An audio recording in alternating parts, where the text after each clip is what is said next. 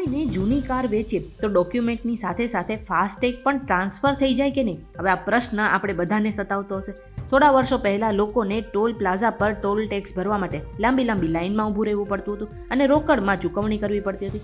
પરંતુ હવે આ જે કામ છે ઘણું સરળ થઈ ગયું છે અને ટોલ ટેક્સ ભરવા માટે હવે તમામ વાહનોમાં ફાસ્ટેગનો ઉપયોગ કરવામાં આવે છે. અને આજકાલ લગભગ બધી જ બેંકો ફાસ્ટેગ જારી પણ કરે છે.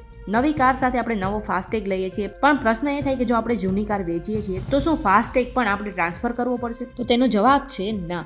જ્યારે તમે તમારું જૂનું વાહન વેચો છો તો ત્યારે તમારા જે બધા કાગળો છે એ વાહન સાથે ટ્રાન્સફર થઈ જાય છે, પરંતુ જે આ ફાસ્ટેગ છે એ અલગ છે. ફાસ્ટેગ તમારા બેંક ખાતા સાથે જોડાયેલો હોય છે અને તમે જ્યારે પણ કાર વેચો છો ત્યારે તમે તમારું બેંક ખાતું તો ટ્રાન્સફર નથી કરતા ને. એટલા માટે જો તમે તમારું વાહન વેચો છો તો તેની સાથે જોડાયેલો ફાસ્ટેગ તમારે નિષ્ક્રિય કરવો પડશે, કારણ કે આ જે ફાસ્ટેગ છે ટ્રાન્સફર થતું નથી. અને ફાસ્ટેગને બંધ કરવા માટે તમારે તમારી બેંકમાં જવું પડશે અથવા તો કસ્ટમર કેરમાં જઈને આ વિશે વાત પણ કરવી પડશે. એટલું જ નહીં, જો તમારો ફાસ્ટેગ બગડી જાય અથવા તો ખોવાઈ જાય તો પણ તમારે ફરીથી એ જ બેંકનો સંપર્ક કરવો પડશે અને નવા ફાસ્ટેગ વિશે વાત પણ કરવી પડશે. ટૂંકમાં જો તમે તમારી જૂની કાર વેચો છો તો તેની સાથે જે તમારો ફાસ્ટેગ છે એ ક્યારેય પણ ટ્રાન્સફર નથી થતો. જે આ તમારી કાર લે છે એમને નવો જ જે ફાસ્ટેગ છે એ કઢાવવો પડશે.